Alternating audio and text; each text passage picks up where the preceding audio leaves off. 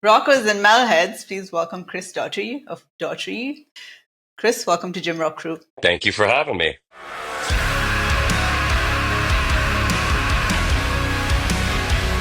I really appreciate you taking this time out to talk to me in the midst of your tour.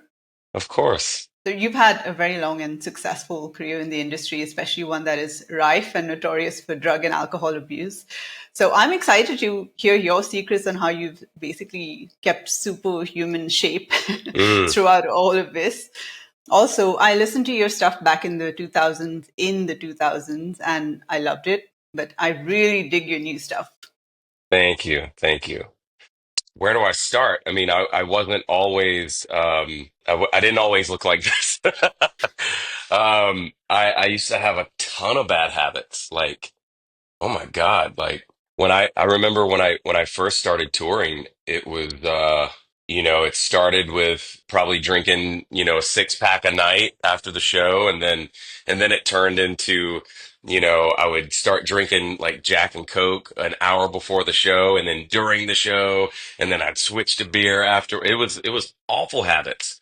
And then it was just terrible eating, a lot of fast food, a lot of late night, like Taco Bell runs.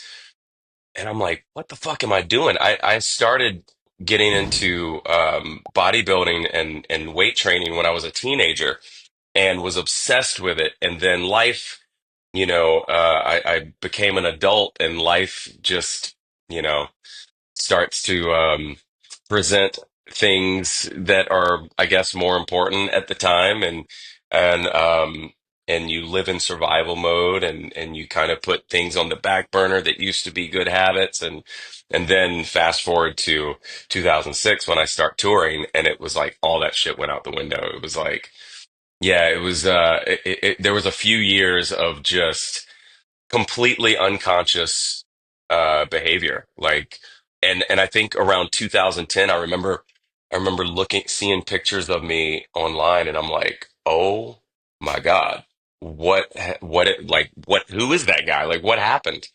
And so I kind of started changing my eating habits and getting back into weight training, and then I would kind of cycle on and off of that, for the next few years. And, I would kind of wait till I needed to get ready for like a video shoot or a photo shoot. And I'm like, okay, now I'll start eating healthy. And then I feel like, man, I ended up becoming a smoker. And, I just, it got to a point where I was like, what am I doing to myself? And I think when COVID happened, I just I kind of just traded it all in for the gym. I just stopped everything, put it all down, and was just like, I don't, well, I take that back. It actually ramped up during COVID for like the first 6 weeks. And then I was like, okay, this is lasting for a long time. I can't keep this up. And I just got tired of feeling not necessarily hungover, but just like disconnected. I got tired of feeling like I would start to get overwhelmed because I would kind of just not feel like doing anything, and emails would back up, and then important business emails would come in and I didn't feel like answering it. I couldn't be bothered, and I just got tired of feeling that like need for escape, that need to escape into whether it be booze or weed or whatever. And I just woke up one morning going, I think I'm done with all of it. And I didn't like and need to like go anywhere. And I respect, everyone who does. But I kind of just started and I think I questioned it for years, where I was like, do I have an alcohol problem? You know what I mean? Or is this something that I'm just doing because, you know, um, because I want to, or because I'm bored, or because, there's so much time on the road where there's just nothing to do. And am I just afraid of feeling like, I just started questioning all these things. So Yeah. when COVID happened and I started pumping the brakes, I just I traded it all in for the gym, and I literally that it literally became my addiction, my obsession, and it was something that I always loved. So it was almost like falling in love with it again, and doing it as a lifestyle as opposed to, oh, I'm trying to look like this, next week, and and then it's back to shit eating, and bad habits and terrible sleep habits, and that was another thing when I was you know, doing all those other things that were terrible for me. I was getting to bed at like 2, 3 in the morning, you know, on any given night, not just on the road. And I'm like, there's a real reason why I feel like shit every morning. Yeah. I'm not getting enough sleep. So I just started like little by little, like stacking good habits. It didn't all happen overnight. This has been like, I'm still doing it. It started seriously during COVID, and not being able to be on the road and not being able to like escape anywhere because I was stuck in my own home. And I had to, it wasn't just, I think those outward behaviors were just symptomatic of something else going on inside of me Yeah. that I needed to address and deal with. And I had been able to kind of escape for, 15 years at that point. I'd be home for a little while, and then I'm like, oh, I'm back on the road. There was never this time to like face myself. And so I just started kind of unraveling this extremely tangled ball of yarn, and unpacking all this stuff that was kind of built up in me, and like, why am I doing this? What am I doing this for? What am I actually needing right now?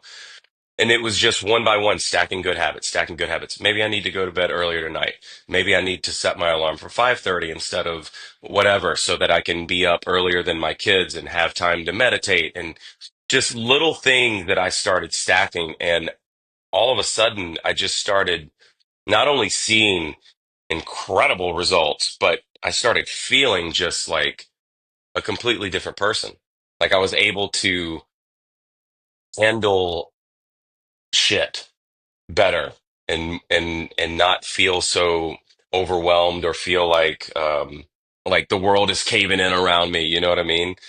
And so I think it's just, long story to get to this answer. It became a lifestyle. It became something that I had to do daily, and not just like, oh, I'm going through this fitness phase right now. I got to look like this for a video or for a photo shoot. So I got to a point where I'm just like, I'm always ready. You know what I mean? I'm always there. And I I'm like the most boring rock star you'll meet now. I'm like, I do our show, and I get on the bus and I make like a protein bowl, and then I hang out with my dog and I go to bed. Like I don't hang out with anyone. I don't talk late. I don't drink. I don't do any of the quote unquote fun stuff that people associate with rock and roll. So, and ironically, I'm having like more fun. Yeah. So you basically answered all my questions. I'm sorry. Interview's over. All right. I'm sorry. I'm a bit of But a rambler. I will say that I no. did trade all of those for an unhealthy addiction to coffee. Like Mm. that's like my only substance that I quote unquote abuse, because like It's, I can't live without it. I know that there's so many studies out there that are like, this is.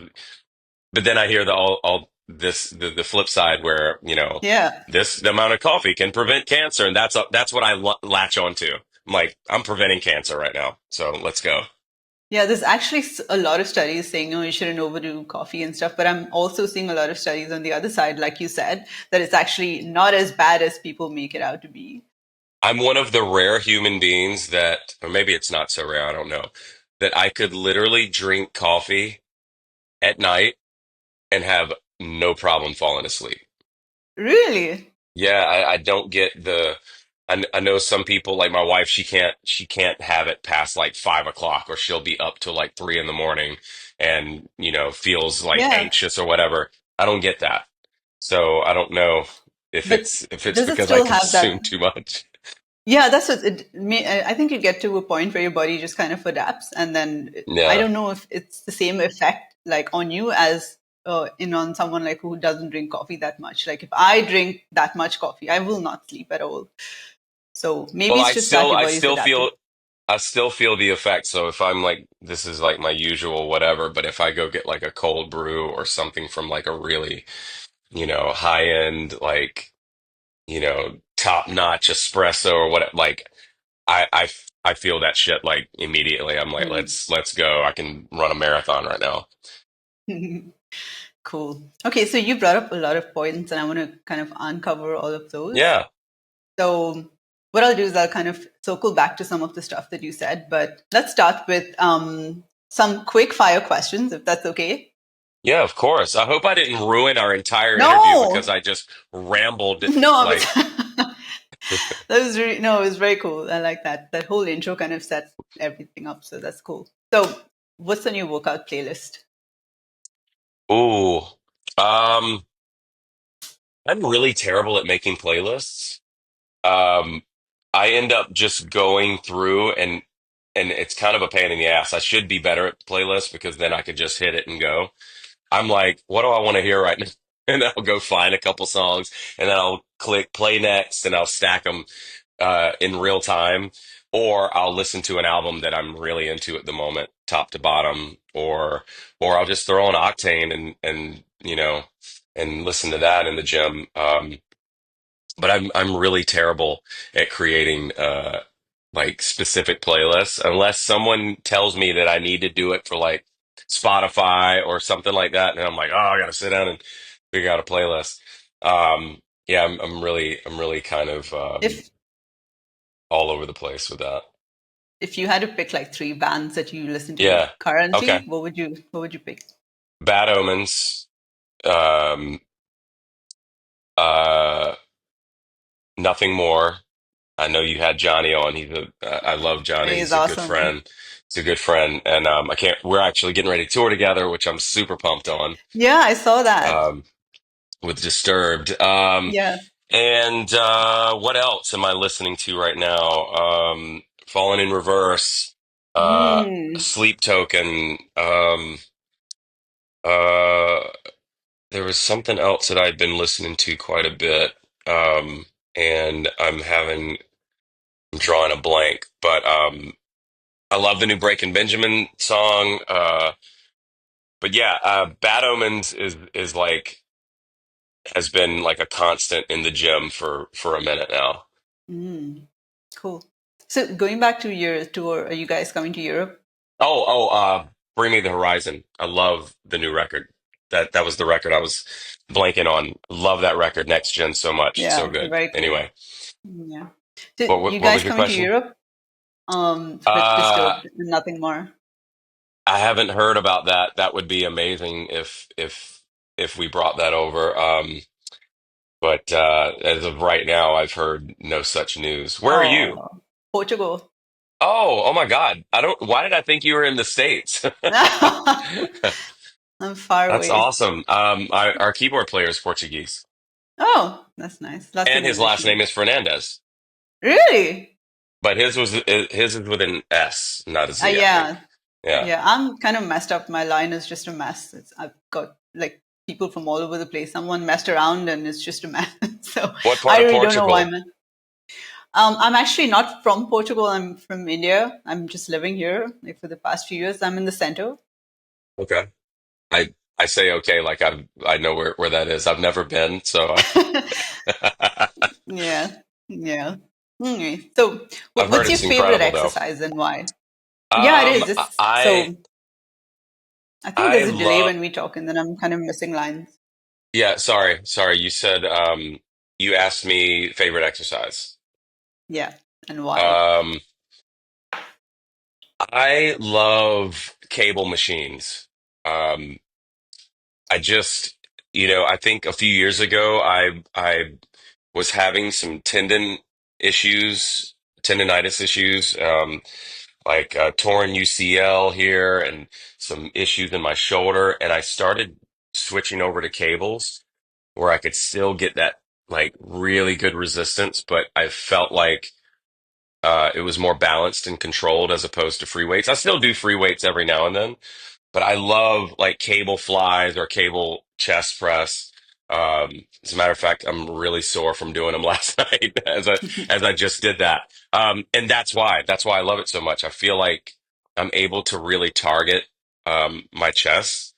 Um, or shoulder, anything that's like I can do everything on a cable machine, like right Yeah. there. And except for I don't really get a I could do it, but I don't enjoy it as much doing legs with cables.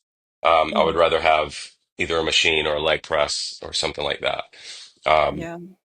but as I'm approaching 45 and I try to stay away from I have nothing to prove. Like I was telling my keyboard player last night, he works out with me, and uh, who I was telling you is Portuguese. He we were like, I what I don't understand. Like when people like, what do you max out? I'm like, I don't give a shit. Like I literally have no idea. I haven't cared about that since I was in high school. Like I don't. And if you looked at the numbers, the weight that I'm pushing, you'd be like, dude, I figured you'd be doing way more than that. I don't have anything to prove. I'm not trying to like some macho record or some shit. I Yeah. just do what it feels good to me. Feels like I'm getting enough resistance and I can get a solid like 12 to 15 reps Yeah. out of everything until I like really burn out. Like that to me feels better than, like, oh, let's see if we can get 200, I don't give a shit. Yeah, I love doing most of my workouts on either cables or some sort of hydraulic machine that feels the same as cables. Hmm. Yeah, Yeah. So I like cables as well because it kind of you go with your natural range of motion as opposed to like anything else where it kind of forces you into a certain position. So it's safer in exactly. that sense. And I feel like I get a better mind muscle connection. That's something that I started Yes. doing a few years ago. And I think it's why I was probably having so many tendon issues is because I was going for this weight that I thought that I should be doing, and maybe my muscles could handle it, but my tendons could not.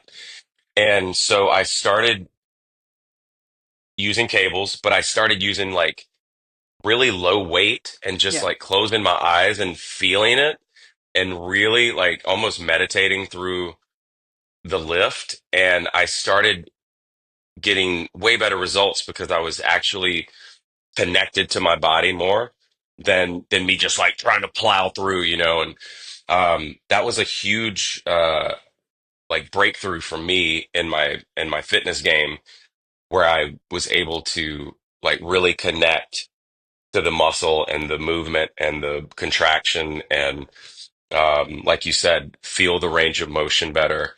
And yeah, I think that's important. I think that there's so many people that don't do that. I think there's so many Hmm. people out there that like, oh my God, I have such a hard time being in a gym and I have such bad ADD and I'm always looking around and I'm people watching and I want so badly to go over and go, what the fuck are you doing, dude? Like, what are you doing? What are you working? And I'm like, like, what is happening over there? And I want so badly to be like, hey, maybe if you try, but I can't. I don't because I don't have the patience for the potential pushback on that. So I'm like, it's your journey, bro. You'll find it. You'll Yeah. figure it out at some point.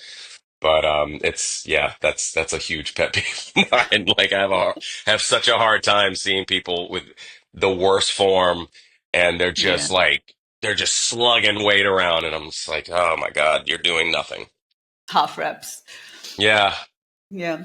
Ironically, so we're quite close in age. I'm 43. I'm going to be 44 in Feb. And I think your birthday's in like what 10 days?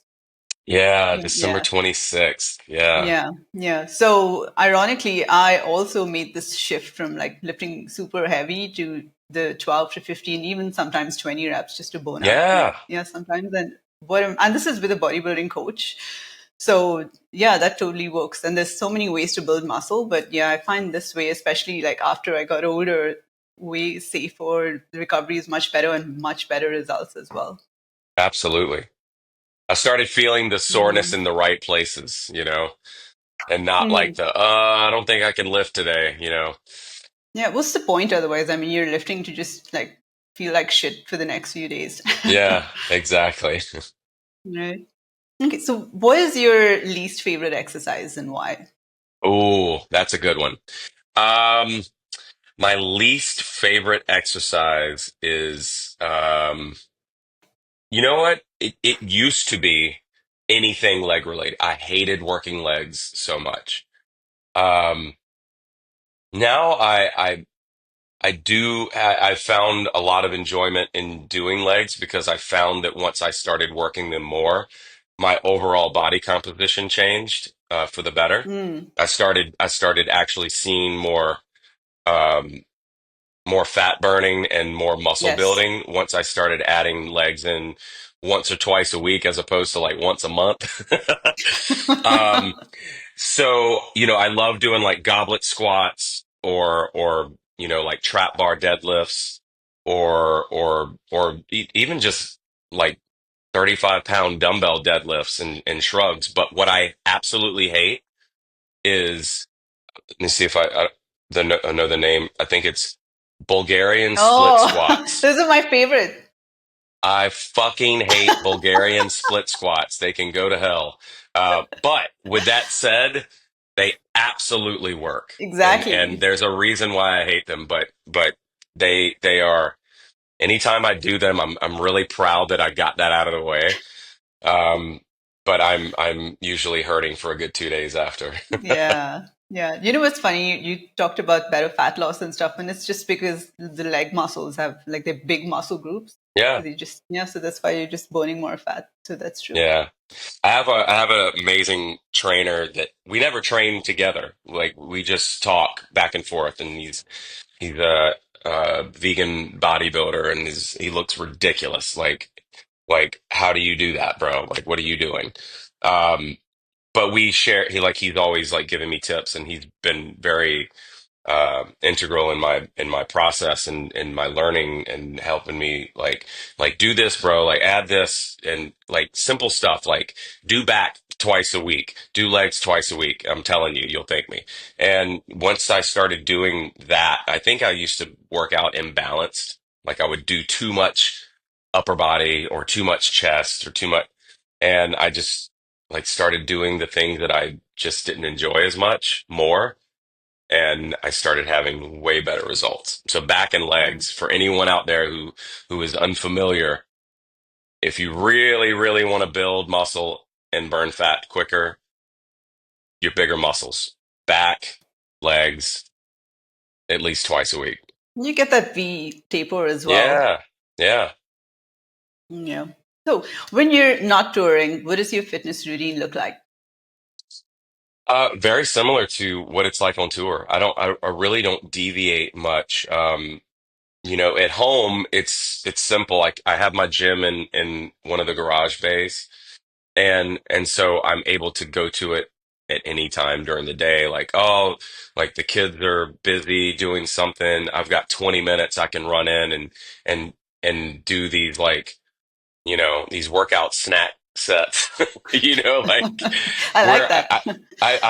I've kind of gotten to a point where instead of cramming it all in an hour, hour and a half or whatever, at home I tend to go in little bursts. I'll go in and knock out, 20, 25 to 30 minutes, and then I'll do it again later when the kids go to bed or whatever.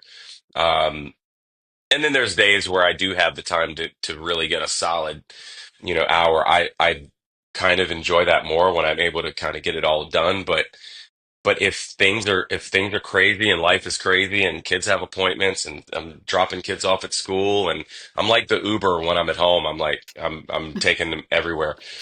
I get it in when I can, and I know a lot of people tend to, if they don't have 2 hours, they just say, well, I'm not going to do it. And I would rather get in 15 minutes than nothing. Like I have to. I personally have to. Like it's like a mental thing for me now. And I feel like in order to get some sort of mental victory, I have to get in and do something. I have to push something. I have to feel the resistance. It's almost like a pressure cooker for me. Like I have to release the pressure. And it's how I've kind of learned to deal with stress and the pressures of life in general. Even if it's like dropping down on the floor and doing like 50 push-ups or something, like I'll do something. And on the road, it's a little more um I don't train on show days. I don't lift heavy on show days because I don't want any sort of extra inflammation in the body that could Mm. potentially be affecting my voice. Um, and so I use my days off and and I hope to the universe that there's a good gym in the hotel. There's nothing worse than than looking forward to your day off and you getting in there and there's two treadmills, an elliptical, and like three dumbbells. I'm like, what the fuck am I going to do with this? People are There's obsessed with nothing in cardio. Yeah. here. It's awful. Yeah. So I'm always super pumped when there's like a really solid, and we've been really lucky on this tour. We've had some like full laid out I'm like, whoa, like this is how it should be everywhere. Um, and so I get it all in, and sometimes I'll train twice a day on days off, and then show days. I have this like um, I don't know if you've heard of this. It's called a Max Pro, but it's like this little thing that folds up. You stand on it. It's got cables, and you just kind of dial the amount of resistance on the ends, and you can get like a really good workout with this little contraption. Um, and that's kind of what I do in the dressing room, like pre-show or whatever, just to get the blood flowing and to have some sort of a pump when I was out on Yeah. stage. You know what I mean? Yeah. Bands are Um, really good for that. get the vascularity going. Oh yeah. Yeah. I noticed It as kind of takes the place of bands. I used to carry mm, bands around, and this is just one thing as opposed to having a bag of snakes, like yes. just having to put back in the I know it bag. all too well. Is it called Max Pro? You said. Yeah, Max Pro. Yeah. I'll write that It's down. really cool. The thing that kind of sucks is it has zero negative resistance. So it's all on the contraction and you have to kind of Oh, okay. So you don't get yeah. the stretch, the eccentric. Okay. Right, exactly. Max That's the Pro. word I was looking for. Cool. Got it noted. Okay, so your training then it doesn't really change when you're preparing for a tour. You don't kind of ramp up your cardio or anything like that. No, because I'm doing enough of that on stage. So I used to run on a treadmill for like 6 miles and all this shit, and I was just burning out and honestly burning muscle like crazy. And so I just Mm, started walking. Like on my days off, I love walking around the city, just being outdoors and walking. And having my dog out with me has really kind of helped keep that steady. Because I have to take her out anyway. So I'm like, mm, oh, let's just walk around the city. And just getting in, I try to get 10,000 steps a day. mm, Um, if I'm able to get 15, that's like bonus round, you know. mhm. But yeah, I don't really do a lot of extended cardio or anything like that. I hate it. I actually hate doing cardio. Yeah. And I get it, and I'm kind of all over the stage for an hour and a half on show days, so I feel like that's kind of taking the place of that. Mm. So with do you like is your body type like you lose muscle easily? Oh yeah, Yeah. So yeah. running was I could probably not a good idea. Yeah. if I'm not consuming like 220 grams of protein a day, like I can easily go backwards. I'm one of Mm. those people that just that that at rest I'm burning more calories than the average person. Um, Yeah. so. So if I, like I really have to be as diligent with my diet as I am with training, if not more so. Mm. Yeah. Ironically, the other thing you mentioned was I switched from running to walking as well. And that was, I was so surprised because, again, this is a bodybuilding coach, like stage coach. And he was like, you just walk. And I was like, holy shit, this is really effective because I would Yeah. lose leg muscle every time I would run. And then I Yeah. just completely stopped Yeah. losing And you muscle. feel So, like, am I even doing anything right now? This is like, yeah, right, I can just watch something on Netflix and just walk for right. 30 Yeah. minutes, 45 minutes and get way more benefit than, you know, all that extra running. I would crank the thing up to like 10 and run for Same. a minute Yeah. and then drop it down for 30 seconds. And Mm, then I'm like, my knees would be killing me the next day. I'm like, what am I doing to myself? yeah. It really complements strength training so well. Yeah. Walking. Also, I noticed that you wear a vest sometimes. Yeah. I do that at home sometimes. I hate that thing. It's like a love-hate relationship. It starts to really work on, it starts to hurt the traps Mm, after about 20, 30 minutes. But it's something that my trainer kind of got me in on, and it does make a 15 or 20-minute walk feel like way more work. Um, and and I feel like that kind of is a bit of a shock to my system a little bit, in regards of, let's change it up today. Let's make things harder. I don't do it all the time, but it's kind of a nice tool to have in the belt sometimes. true. Right. So I see that you do a lot of mobility recovery work, and a lot of people ignore that. How do you fit that into your routine? Not as much as I'd like. I'm not as diligent about stretching or um or recovery as I should. I end up I love taking long, hot as I can stand it baths and just like soaking in like Epsom salt um, and I've got this vibration tool that I use now that I used to use a Theragun and which is like percussion and this chiropractor slash, I don't even know how you describe this, what this guy does, but he does incredible like body work, like on the fascia and like soft tissue as opposed to just working knots or whatever, out of Los Angeles. And he turned me on to this, device. I can't even remember the name of it now. Is this a Um, bluff method guy or something? Jimmy Bluff, yes, that's the guy, Yeah. Okay. and it's rapid therapy, or some, I think that's what it's called, and it's like the most intense vibration as opposed to like pummeling your skin. So I'll like run it up and down my neck and my traps and my back, and I've literally felt muscles I've felt a knot like just completely dissolve within like it like touching it, and I'm like, whoa. Where you sometimes when you're training you feel like something wants to lock up and you're like, that's, I'm feeling this a little more than I should.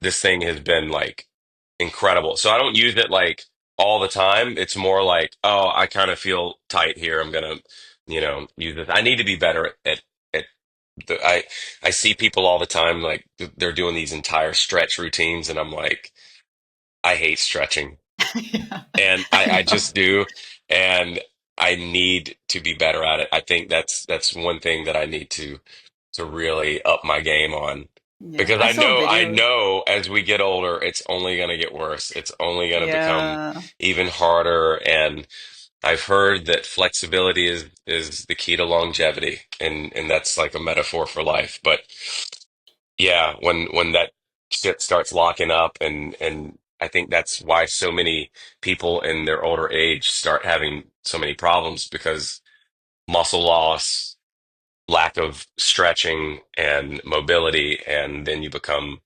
everything just feels harder. Yeah. We could get away with a lot of stuff in our younger years, I right? wish I could take a pill that just made everything Right. flexible.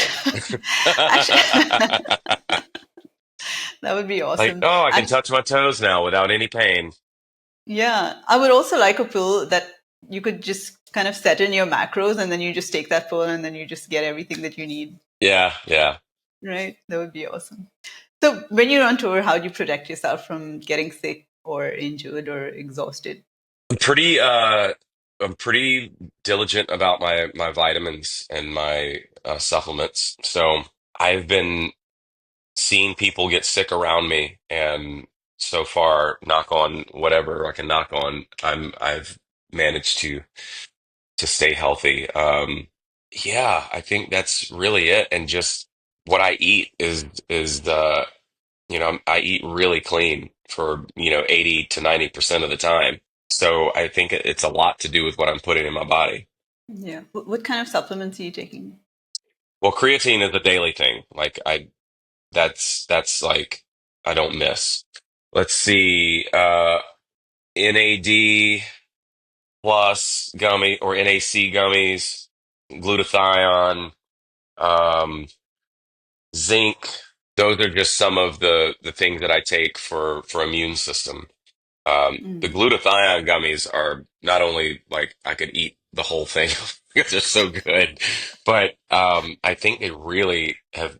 It's NAC plus glutathione. I think that's what they're called. I get them off of Amazon, mm. and they're like these little. They look like gummy bears, and they're absolutely delicious. Um, but I think, yeah, I think stuff like that is really played a big role in it, especially zinc. Um, Yeah. and I do these Bala minerals. You ever heard of Bala? No. It's like a here I got some right here. It's a it's like a packet of electrolytes, Mm. turmeric, um, bromelain. Um, Now me taking notes again. yeah, and it's I just put it in my water every day. It tastes like pineapple and it's incredible. And yeah, I think all those little habits stacked up just I don't think it's just one thing, you know? I think it's a bunch of little things that add up to big results. Yeah. What does your diet look like then? You said it's very clean. What does it look like? Yeah, I go through this meal service that I've been using for the last couple years. But I'm not saying people have to do that, but it just takes the thinking out of it for me. So I'm like, it's grilled asparagus, lean steak or bison, grilled chicken, sweet potatoes. I love sweet potatoes so much, and like I throw that shit in the air fryer on the bus, and it's like it looks like a gourmet meal when I'm done with it. I throw some Kinder's like salt and pepper garlic powder blend on it and use this like really low calorie barbecue sauce from like is it G Hughes or something like that. It's like sugar free and it's incredible and Nice. spicy. I love spicy stuff. And yeah, and I'm such a creature of habit that it's easy for me to pretty much do the same thing daily. Um, for breakfast, speaking of creatures of habit, I actually eat this this overnight oats called Creatures of Habit. That so weird, um, and it's incredible. It comes, I used to do oatmeal every day with protein powder, and I'd put all my stuff in there. But this is like pre-made. Like it's got all your like pumpkin seeds and all the seeds, all the nutrients and 30 grams of whey protein, and it tastes insane. Um, you think they were paying me to say this, but they're not. Um, so I go through like mega fit meals for Hmm. most of my meals, and then I eat the overnight oats every morning. This is like a me thing. So at night after the show, I don't do after show food or anything. I call it night pudding. It's something that I like created a couple years ago as a hack to ward off the incessant need for ice cream or because I love sweets. Like and every now and Mm. then, I allow myself to go there and I'll have my cheat day or whatever. But so it's like it's I use casein protein for it because it's one, it's slower digesting Yeah. overnight, but the real reason is because it mixes up really thick like a pudding like consistency. And I'll throw in like cacao nibs and like the sugar-free chocolate syrup and like this there's this Farm Girl, it's called Farm Girl protein cereal. I'll throw some of that on there for like crunch and some frozen blueberries, Nice. and it's a fucking dessert, but it's all super clean, and Yeah. I'm getting like 50 grams of protein, 50 to 60 grams of protein after the show. Sounds So awesome. that's literally every single night I do that without fail. At home, on the road, it's like it's like the meal I look most forward to because it feels like a dessert, and it's giving me all my macros that I need. Yeah. That's so good. It's funny because a lot of people who can't seem to get in shape will say that I can't eat the same food every day. But I mean, I'm perfectly fine if I have a blueprint that works. I will eat that shit Yeah. every single day. I don't, you know, Yeah, I don't care. and I deviate. It's like you said, it's the same blueprint, but maybe today it's chicken, maybe tomorrow Yeah. it's steak, maybe to the next day it's salmon.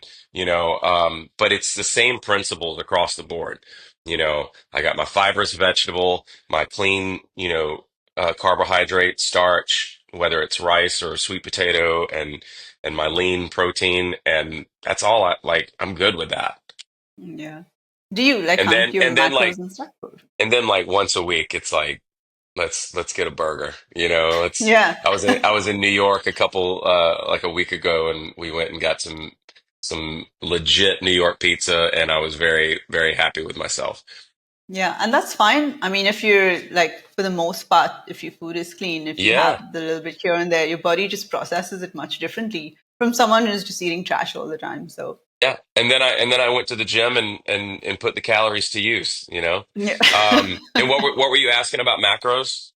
Yeah, do you count your macros and stuff?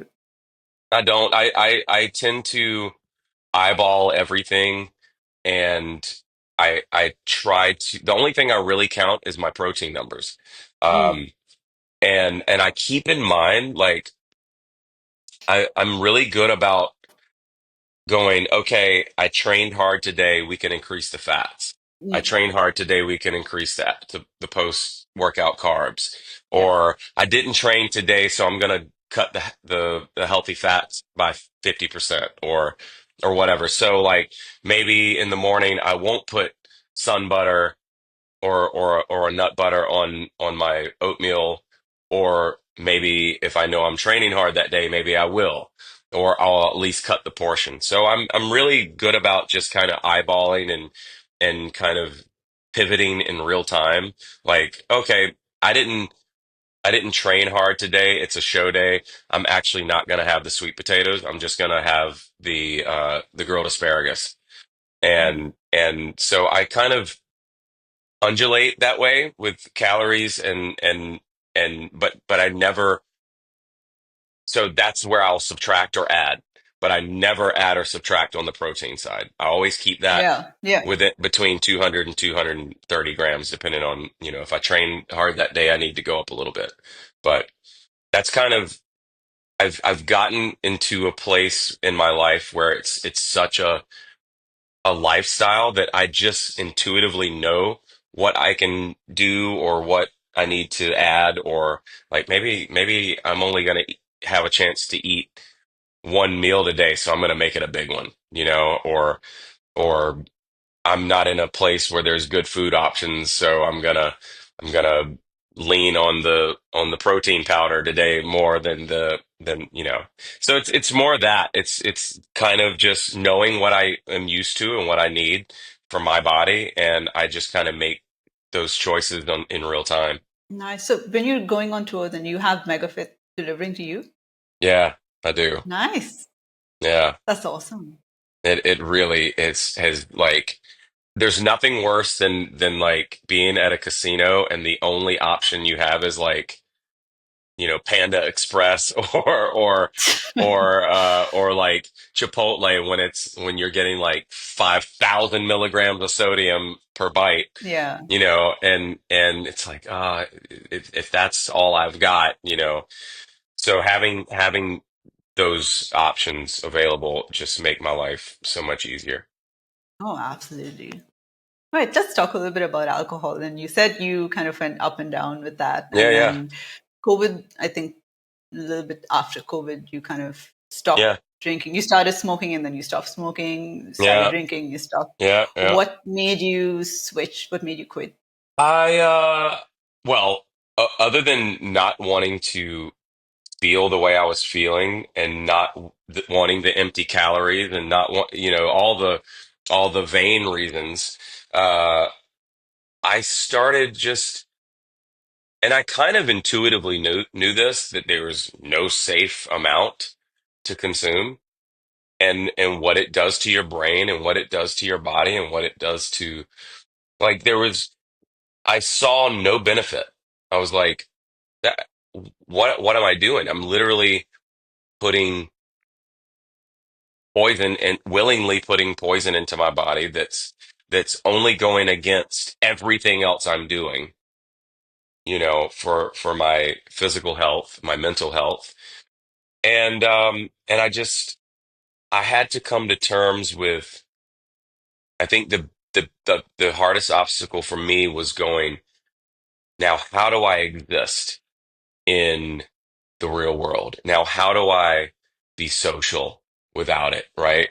Now and I had to learn how to be in social situations, even at my own house, when we have people over for like a holiday or something, and I know that there's going to be people drinking. And I'm like, I finally got to a point where, like, this Thanksgiving, there's so many people over at my house, and, people are drinking, and I'm just okay with not. And, and it was the first time that I remember not feeling the need for any kind of social lubricant. You know what I mean? And I was able to be present and able to just exist without even thinking about it. Like, I'm not going, oh, I wish I had something. Like, I got a Diet Coke over here. I'm good. You know what I mean? Like, Yeah. or I got my coffee or whatever.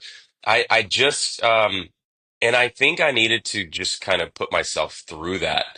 Like I said, I think there were years in the making where I would question myself, and I'm like, I would hear interviews with people that got sober, and I started asking myself the question, do I have a problem? Or is this just something that, no, I could totally go without it. So I would try like a month off, and then I'm like, cool, month's over. And I'd go right back to it.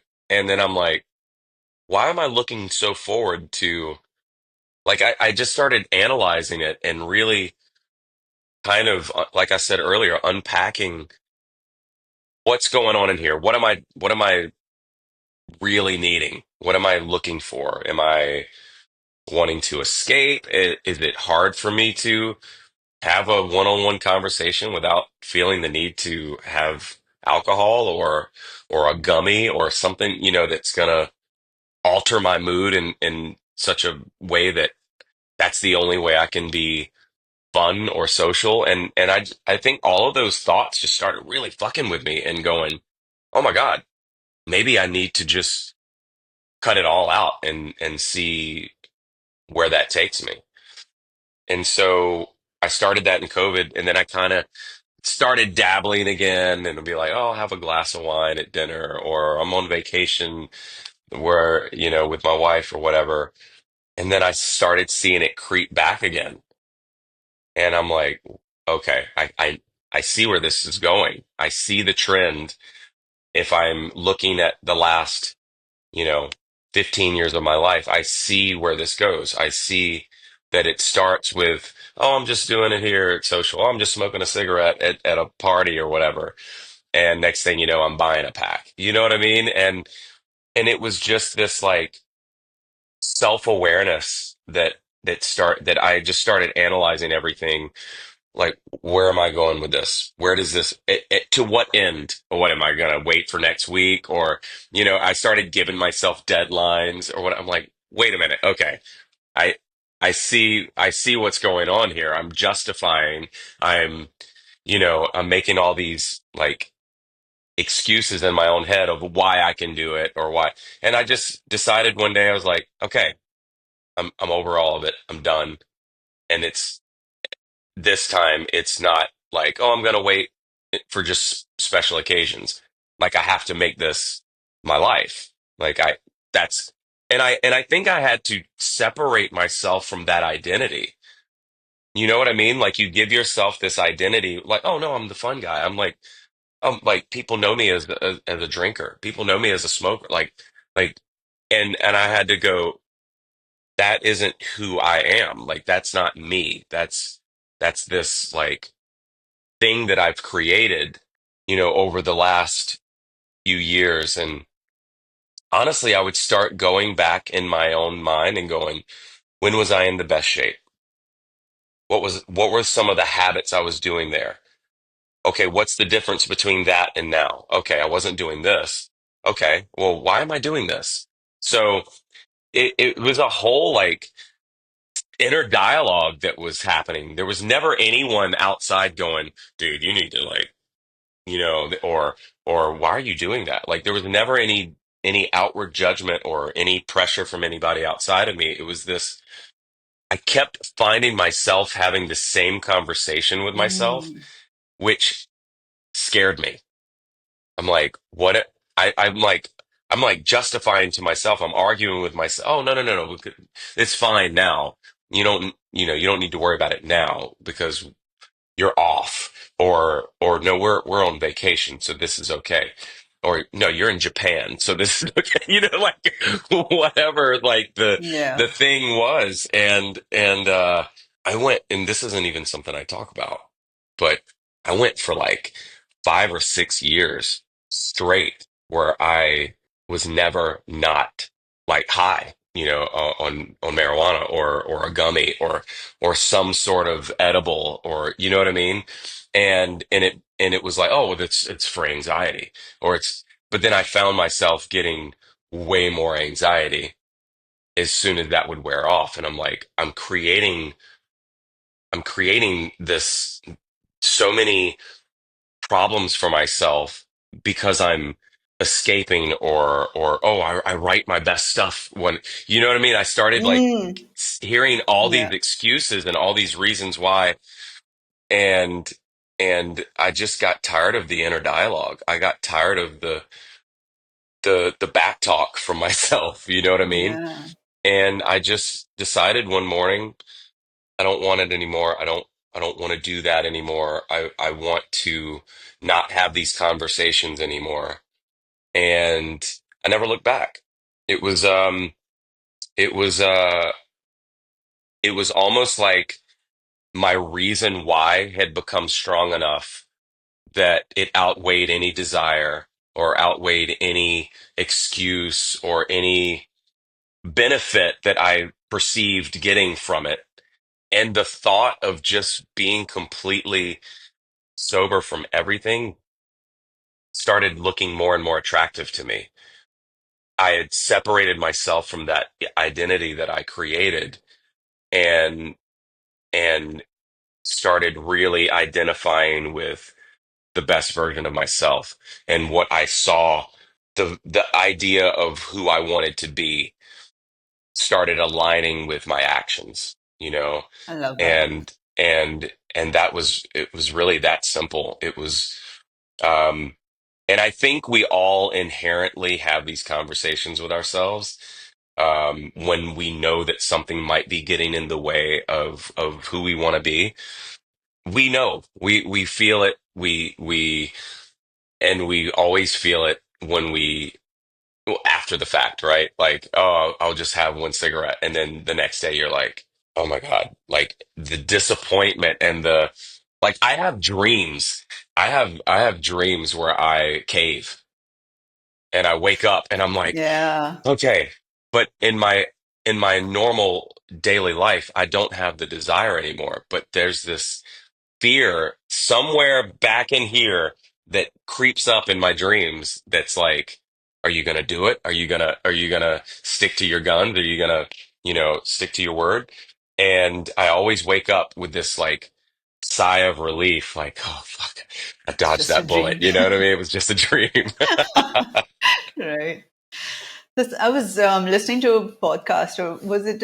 I think it was Stephen Hawking. It was something on storytelling, and then he had a really bad problem with addiction and like alcohol and drugs and Mm. everything. And he was telling himself that all his creativity was coming because of that. And then he Yeah, just made that decision one day to just fucking get rid of all of that. And then he just completely switched his life around. And he was like, you don't need that shit to be creative. You're yeah, just yeah. addicted to that. So it was very cool Yeah, listening to and that. yeah, I think I went through a really long phase of feeling like, oh no, this is my creative weapon here. This is my mojo right here. I need this. Like, or I wouldn't do vocals in the vocal booth without, a bottle of Jack over here. You know what I mean? And I'm like, it's like I created this idea in my mind. I had to go back and think about like when I fell in love with music and when I fell in love with performing, and I was a teenager and I had none of that in my life. And I was Mm, like, that was when I was the most on fire for this, and that was never thinking about like, I gotta be drunk or I gotta be high or I gotta, you know what I mean? And so like, yeah, you tend to start going back and thinking about those, um, moments in your life where you weren't under any sort of influence other than the thing that you were in love with, and the thing that mm, you had a passion for.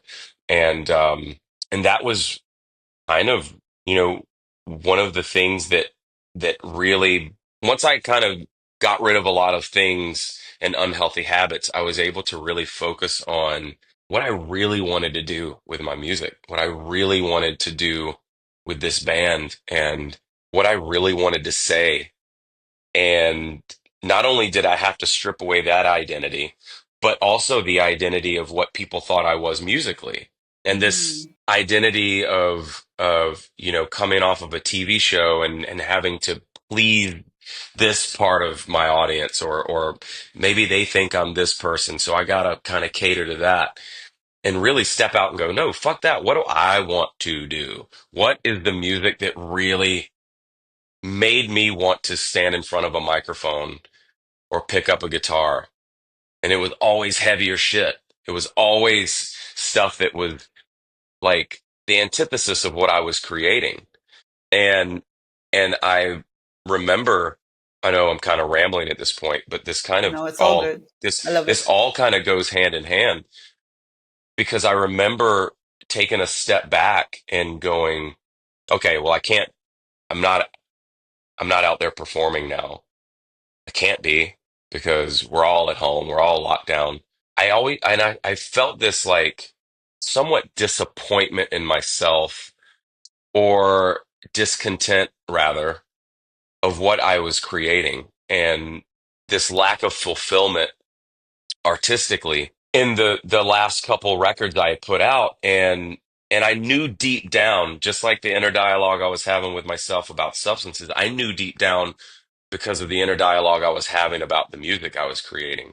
Oh, I'm just, there was a part of me that was just, well, in order to have the success, I got to be creating this, or in order to have the relevance at radio, I got to be, we can't be doing. And I was like, who the fuck, who am I listening to here? Is it Yeah. these execs or peers that think they know better than me, or am I listening to my own voice? And the truth was, I was listening to everyone but my voice. And there was always this thought in the back of my mind, like, if I'm like watching me from the crowd right now, I'm not really stoked on what we're performing. I'm not really, there's moments and there's stuff that, as a writer, that I feel really connected to. But in the presentation and how it's being produced or put out there, we are so far from where I started and what I wanted to initially do before I went on, a television show. I was in these bands that were much heavier and more aligned with what I loved and what I wanted to put out there. And I had this struggle within me, feeling like I was bound to that identity. Well, no, that's what Daughtry is. That's what people think of when, like, am I gonna, in order to do this, in order to really create what I want, I'm gonna have to change our band name. Like, I'm gonna have to do, like, I went through all of these conversations with Yeah. myself going, does it, like, do I need to just start a new band, a new project in order to really, and then I was like, wait a minute, there's no rules here. Like, Right. nobody's like, I'm not even on a record label anymore. I get to do whatever the fuck I want to do, Yeah. and nobody can tell me I can't. And that there was this revelation and this freedom that happened within me. And that was that was the impetus of our last record, Dearly Beloved, where I was like, oh, I get to actually do what I want to do now. And I also had to come to terms with the fact that I'm going to lose people. There's going to be people that are just like, not on board with this. But I have to remember that if I would have stuck with what I was initially doing, I wouldn't have had them anyway, because it wouldn't have been the music that catered to them. So it was almost like I had to come to terms with whatever this comes with, I have to be okay with it. Whatever this attracts, I have to be okay with it. Whatever this, maybe alienates, I have to be okay with it, because Yeah. this is fully me, and this is what I've been wanting to do all along. And so that's what you're hearing in this new music. That's the I love freedom it. of expression and the freedom of not having a record exec or these other people in management that I have since gotten rid of, or just peers that were chirping in my ear that I was listening to. Um, this is the absence of all of that, and me just going, this is who I am, and it was always going to be heavier than what you probably were used to from us before. Um, there were hints of that on the first record. There were hints of that on the second record, but it was always placating to the record label. It was always placating to Hot AC Radio or Top 40, and I was always kind of having to walk that tightrope of like, yeah, you get this one rock song on the record as long as we have the rest of this. And that wasn't like, that wasn't real to Yeah. me. That was not to say that it doesn't take away from those songs that I wrote and the meaning behind them and what those songs mean to other people. It's more about how we were allowed to present it. You've gone through quite an evolution then with everything, not Yeah. just creatively, just like you've just turned into a completely different person. I wanted to say something. When you say yes to other people, you're saying no to yourself, right? I've gotten really good at saying no lately. Yeah. Yeah. I think it's become one of my superpowers. I say no all the time. It's I'm glad you fun. said yes to this People, interview. oh, of course. People should get used to it. Like you have, it comes a point in your life when you realize, like, you have to realize what you're saying yes to and the reasons you're saying yes. And if it's not aligning with the person you want to be, then the answer should be no. I completely agree. So this evolution, I think a lot of people go through that, and I went through this as well. Not with addiction to drugs or anything, but just like the stress and the overwhelm and all of Yeah. that. And it's very few people who can actually pull themselves out of that, and it is quite a journey. So I commend you on that. Well done. Thank you. Thank you. Yeah, it feels like, it feels like, I kind of was joking in my head the other day. I'm like, man, did I just go through a really big midlife crisis, Yeah. or am I I just thought of really, that. Yeah. or am I just really more aligned with who I am? And I think it's more that. But yeah, it is kind of when Maybe I maybe it's really, just this potty, and we're just like kind of sick of every taking shit from everyone. We're just like, fuck this. yeah. I'm just gonna do what I want. I'm tired of everything now. I So think there's a bit of that that comes with it almost happened overnight when I turned 40. It was almost like all of a sudden I was more in tune with myself and what I wanted out of my life. And I was more clear on my own vision and what I on who I wanted to be. And I think that does come with a bit of, age. And but it almost felt like it was like the night I turned 40. It was like something like, oh shit, this is what an adult feels like. And I started just I guess being more aware of everything that was going on inside of me, and not ignoring that inner dialogue. mm, I got really good at ignoring that inner dialogue for a long time, and it got to a point where it was so loud that I couldn't ignore it anymore. And and if that comes with turning 40, then I can't wait for so many people to turn 40. yeah, right? You know what I mean? Because Yeah, there is totally. something so great about Revelation. yeah, revelations and feeling like, ah, this is me. Like Yeah, I actually feel like I'm where I'm supposed to be in my life. yeah, I love that. Yeah, totally. So, let's talk a little. So, you're not doing any alcohol. You're not doing Nothing. nothing at all. You've given all of that No, up. Do you see this as a trend in the industry now, like compared to when you started? Are musicians getting healthier? I see it a lot.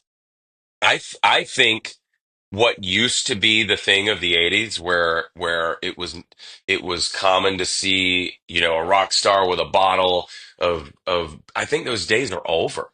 I really think people are waking up to the benefits of healthy living. And I see it more and more in this industry, in particular in rock. This is the like I think the last few tours we've been on, you start to see like there's just not a lot of partying. Like like and it's I think people are kind of waking up to that and realizing like, oh, rock and roll isn't necessarily synonymous with getting fucked up and ruining your life or Mm, making bad choices. I think it's super metal to be healthy yeah. and go against what everyone else is doing. I Right? mean, just look out on the street and see how many people out of 10 look healthy. Just any given place in America or in the world. And and it's alarming how unhealthy the majority of society is. And I think the more people like myself and people in places of influence are choosing healthier lifestyles, I think it's catching on more. I think people are paying attention to that, and I'm seeing it. Maybe it's because it's kind of like you don't see a red car until you buy a red car, and then you see a red car everywhere.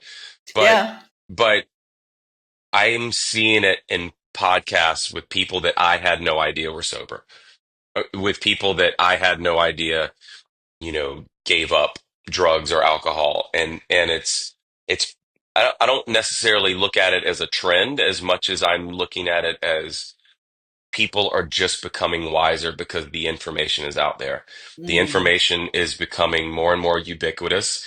Um, it's nothing for me to turn on YouTube and see another study of just how awful certain things are for your body, and the facts are there. It's not it's not fear mongering, it's not scare tactics. It's just like, no, we know how this shit works now, y'all. We yeah. were wrong all along. Stop. Since the 80s. There's no benefit to this. So yeah, I think more and more people are just wising up to it, and with more and more people of influence giving up those habits, I think it's a snowball effect. I think just like where before it was like the people of influence, it was like this this image in our heads of like, oh, you're famous, so you get to do drugs and alcohol. Like it creates this like persona that looks attractive, and people when they have access to it, they jump on board with that. I think it's becoming more and more the other way now, where oh, the people I look up to, oh, they don't do that, so Yeah, maybe I should be paying attention to what's yeah, actually happening here. Yeah. yeah, I And I'm not agree. on some sort of soapbox like preaching sobriety. I didn't go to like, a 12-step program, and there are people that I commend them when they feel the need to do that. I think that's incredible. I'm not like my life mission isn't to like you need to stop this. It's I personally have seen all the benefits of giving up that stuff. And so um if that is inspirational in any way to other people out there, then I feel like I've done my part.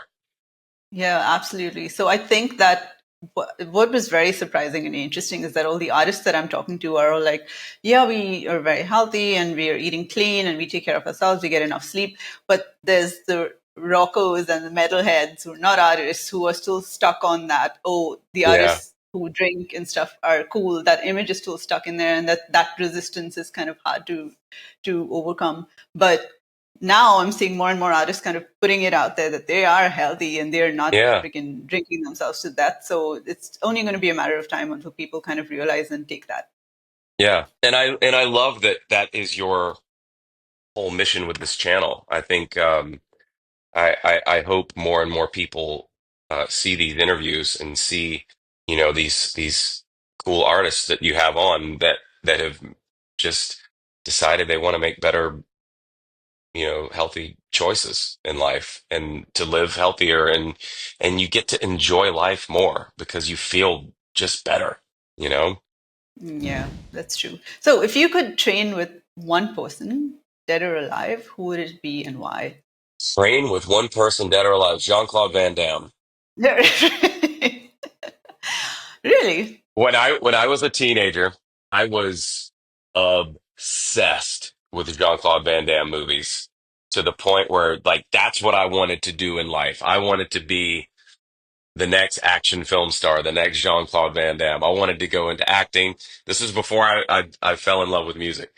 And yeah, so like him or Bruce Lee, like that would be, Hmm. you know, dead Bruce Lee, alive Jean-Claude Van Damme. Yeah, I have two brothers, so I grew up with all, the Sly Stallone, Arnold, and John Claude Van Damme. Yeah. Like it was always playing at home. Yeah, that's a good one. Actually, I've never Yeah. heard that. Everyone goes to Arnold. Yeah, This I is the mean, first. you know what you're going to get with Arnold. He's going to kick Yeah. your ass. He's like, but I would love to train like with with JCVD any day. That would be awesome. He's gonna make you do splits. Oh, I could do every one of his moves when I was a kid. Like Really? I could do splits across chairs. I can barely touch my toes right now. As we discussed earlier, circling back to the flexibility thing, I used to stretch all the time. I did capoeira, which is like a Brazilian like martial arts. Like I could do all the flips, all the acrobatics. Like I was the shit when I was a teenager. That is And so then, cool. I kind of, I fell off that, but yeah, I still, in my mind, I can still do all that stuff. I just need to get back into the routine. Yeah, well, you're something interesting. A lot of artists who come on you and go, "Oh, I haven't worked out in a while because, tours and stuff." When I talk to them a few days later, they're like, "I was so inspired by the interview, I decided to go work out." So, Yeah, so I'm gonna it's start stretching again. Next time we there talk, you go. I'll be doing the interview in a split.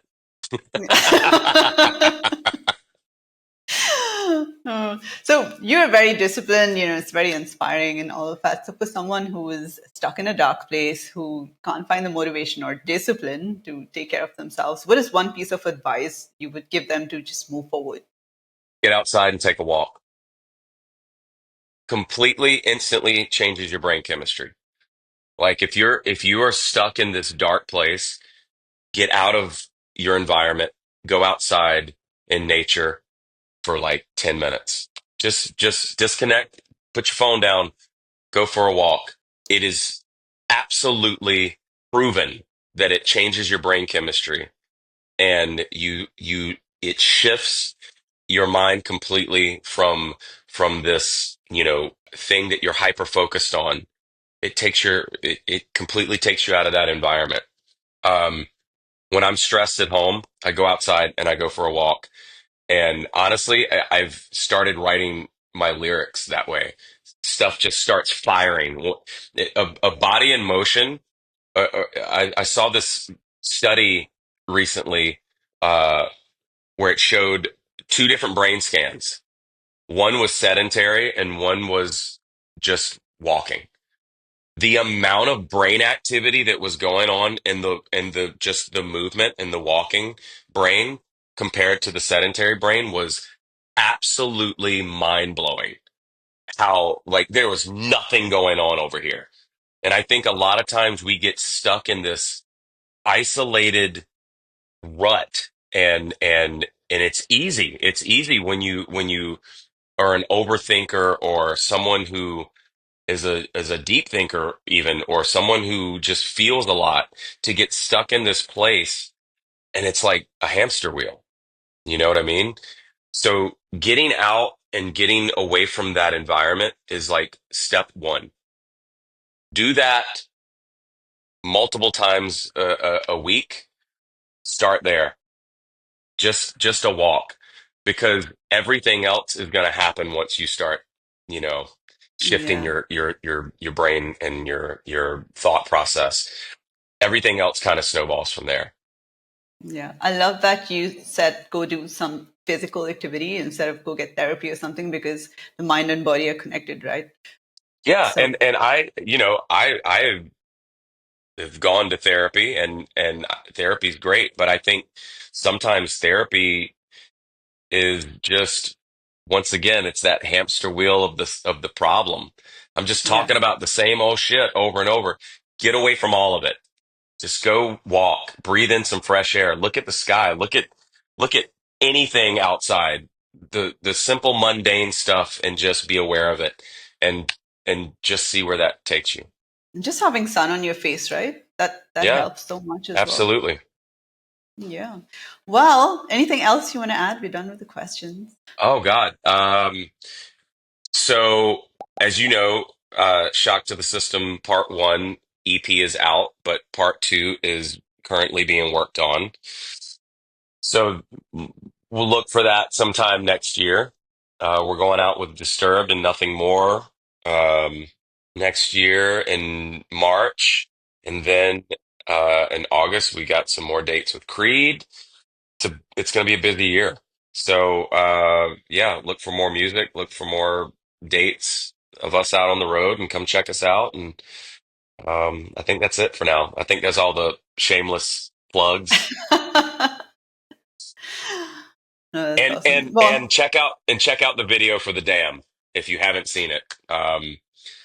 That is probably my favorite video to date that we've ever done. And Jensen Noen, who's an incredible director, who I found through his work with Ronnie Radke, um, who's another sober rock star. You should definitely have on your channel at some oh point. man, I want him. I want him. I want Um, Zach Wild. Yeah. And this director is just like the best out there in regards to rock videos and making them look cinematic. And it's incredible what he was able to do with this video. But anyway, check that out. And I was on a very, very strict diet for that video. I actually saw you doing like there was a resistance band makeshift like station there while Oh you were yeah, filming. we connected it to the back of the SUV. There were these hooks that you tether like a grocery net or something too, and I was like, let's see Yeah. how sturdy this is, and it worked. It worked. There, Awesome. you can make anything a gym. It really can. And I've found that uh, over the years in all these creative ways of making your surroundings a gym, which is sometimes it looks ridiculous, but it's fun. It works. So Yeah. it was really nice to hear your evolution and that you kind of coming to this place where you feel aligned and happy with what you're doing. I'm honestly digging your new music. I love it, and I cannot wait for the rest of the EP to come out, and also Thank for you you. guys to come to Europe. Yes. Yeah. Yes. There is talks of Europe next year. I just don't know with who and at when that's going to happen. But it is time for us to come back. Yeah, Um, I did see and I would on. love to play in Portugal. We've never played there. We've never played in Portugal. We've never played. There's so many places that we just. I don't know if there's interest in us or we just haven't gotten the offers, but. We've never played Brazil. We've never played Portugal. Yeah, South America in general, we've never played, but um, hopefully, hopefully those tides will change as we get further along in our journey. Yeah, to be honest, a lot of bands kind of stop at Spain, but I'll come see y'all if you'll go there. Okay. Okay, all right. Awesome. All right. Thank you so much. It was such a Thank you pleasure. for having me, Ramona.